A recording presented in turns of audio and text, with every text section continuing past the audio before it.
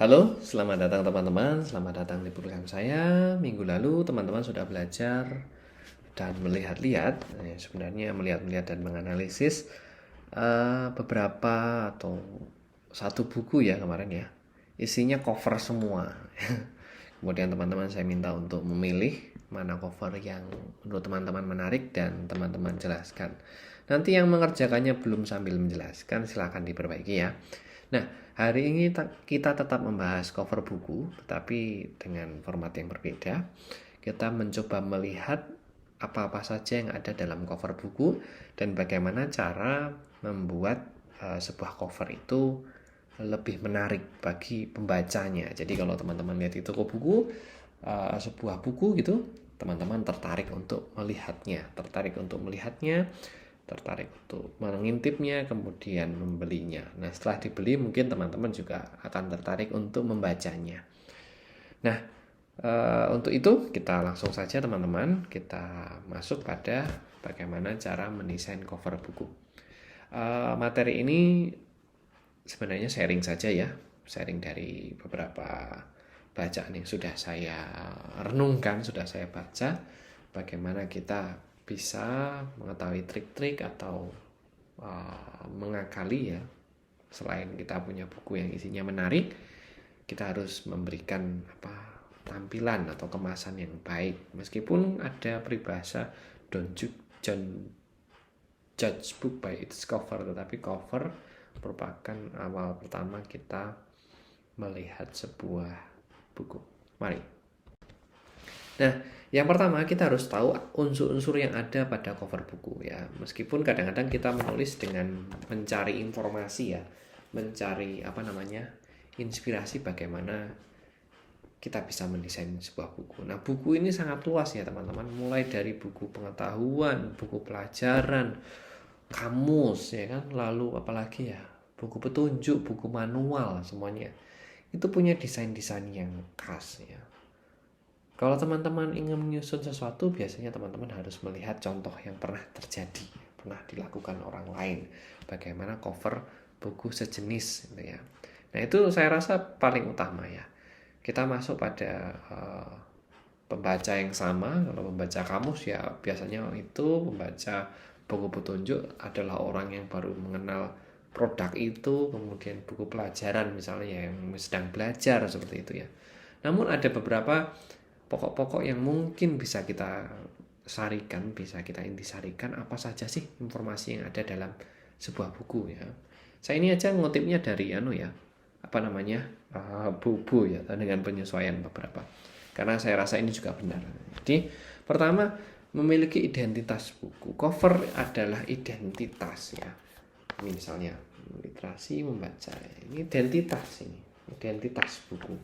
Nah, identitas buku itu kental di cover ini ya. Kadang-kadang dosen itu juga tanya ya kalau ujian gitu ya. Kamu baca buku Vismaya Damayanti ini itu beneran kamu baca gitu misalnya.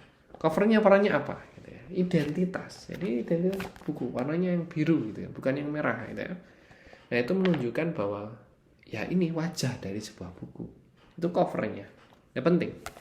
Oleh sebab itu ada identitas yang terkait dengan judul. Judulnya apa pasti ditulis di sini. Penulisnya siapa gitu ya. Kemudian tahun terbitnya kapan, penerbitnya siapa. Itu harus sebagai identitas ya. Harus ada judul dan penulis, kapan terbit, siapa yang menerbitkan, itu pasti ada. Dan mungkin malah harus ada gitu ya, supaya jelas ini siapa yang buat ini. Kemudian memiliki sinopsis ya, ini sebenarnya khusus lagi ya, karena kadang-kadang buku itu dirak itu oleh toko bukunya itu disampul ya, supaya terjamin ya, isinya tidak kurang, tidak coret-coret ya, disampul ya, plastik tipis gitu ya. Kemudian di belakangnya ada sinopsis. Nah, dari sinopsis itu kita bisa tahu apa isi buku itu ya. Sinopsis ini mungkin bisa dari orang yang sudah membaca itu, kemudian ngasih reviewer, dan yang terakhir biasanya ada identitas penulis ya, identitas siapa yang menuliskannya. Nah, di sini ada pendidikannya, gelarnya, dia dapatkan dari mana, pengalamannya, dan kemudian identitas daripada penerbitnya, dan kadang ada ISBN-nya, ya, identitas pada buku tersebut apabila terdaftar di katalog perpustakaan nasional, ya. Nah, itu identitas ya.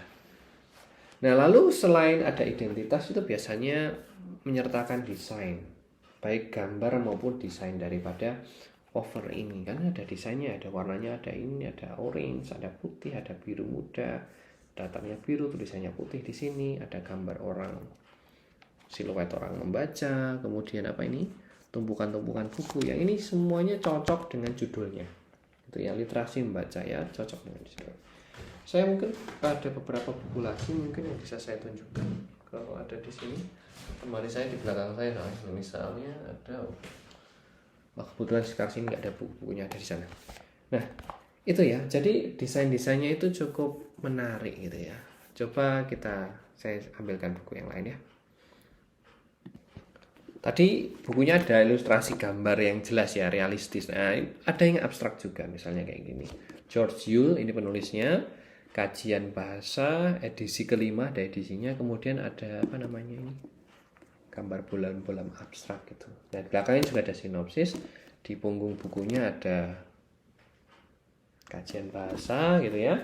Nah, itu contoh-contoh cover buku. Ada juga cover buku yang simple ya. Simple, tulisan saja sama judulnya aja. Comprehensive Analysis of Meaning and Introduction to Semantic Structure. Eugene Albert Naida. Ya, ini covernya simple, sesimpel ini. Karena orang yang baca ini pasti sudah sangat tertarik dengan buku ini ya. Nah, kalau ini ada estetiknya, kemudian yang ini language typology misalnya. Ini juga sangat sederhana, hanya warna saja. Nah, biasanya juga ada kalimat penjelas atau frasa penjelas lah ya. Oh, sebelumnya ada nama penulis dan penerbit sudah saya sebutkan tadi ya. Memiliki kalimat penjelas misalnya. Language typology and syntactic description. Ya. Judulnya sepanjang ini, tapi sebenarnya juga ada kalimat penjelas. Ya, sebenarnya dia membahas language typology secara besar. Nah, tadi kembali contoh yang pertama, buku yang pertama tadi ada literasi membaca, hasrat memahami makna kehidupan. Ya, kadang-kadang orang hanya menulis literasi membacanya sebagai judul, tapi coba kita lihat di sini termasuk judul apa bukan? Oh ya, termasuk judul ya. Nah, kalimat penjelas itu bisa masuk dalam judul juga. Tapi mungkin saya perlu mencari contoh yang lain kalau untuk itu. Nah, itu tadi unsur-unsur yang ada dalam cover buku ya. Ini buku dalam arti buku materi ya. Mungkin kalau kamus ini beda lagi. Siapa penerbitnya, kapan membuatnya, kamus apa itu gitu ya. Itu jelas di sana dan mungkin tidak akan seramai ini. Gitu.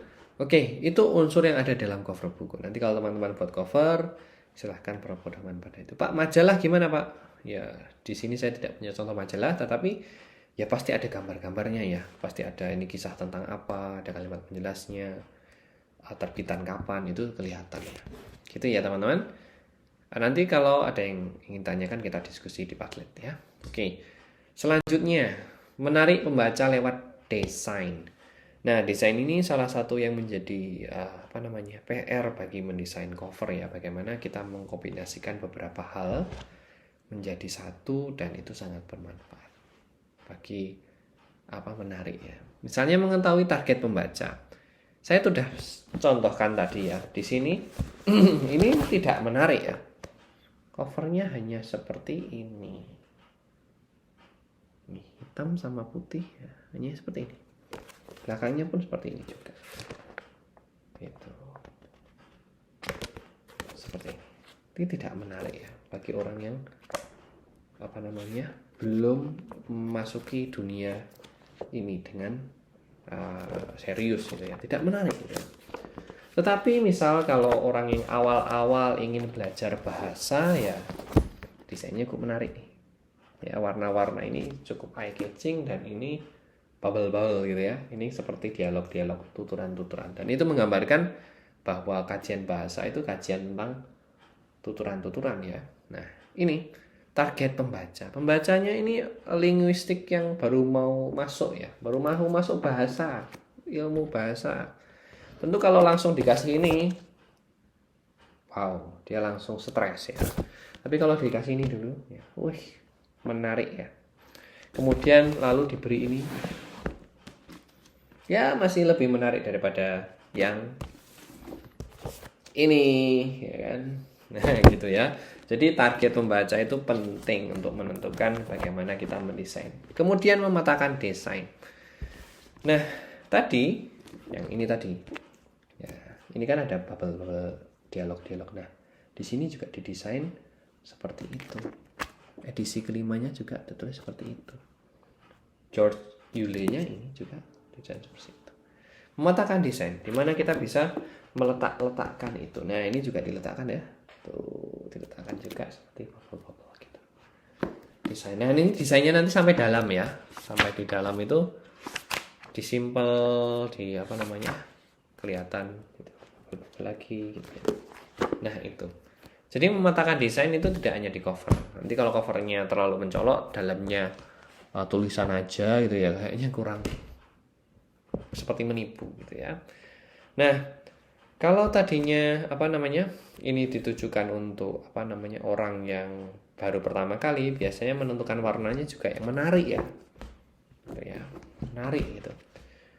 Sebentar, saya ambilkan yang lain gitu ya, buku-buku saya yang lain. Tadi saya mengatakan kalau yang target pembacanya orang yang baru masuk pada bidang ilmu tertentu, lalu apa namanya desainnya menarik. Ini buktinya. Saya punya buku linguistik ya untuk pembaca awal ya, orang yang baru masuk gitu misalnya seperti ini. Banyak ya desainnya ya. Tuh desainnya ada gambar orang berkenalan gitu ya. Ada buku-buku. Nah, ini buatan Pak Putu ya, profesor di Fakultas Ilmu Budaya untuk mahasiswa-mahasiswa yang baru masuk di jurusan sastra atau ini khususnya linguistik Indonesia ya. Nih, tapi kemudian kalau begitu menulis untuk yang agak lebih serius ya, kayak gini. Morfologi bahasa Indonesia ini. Gitu. Saya tidak di sini tidak ada bukunya Pak Putu yang lebih kompleks ya.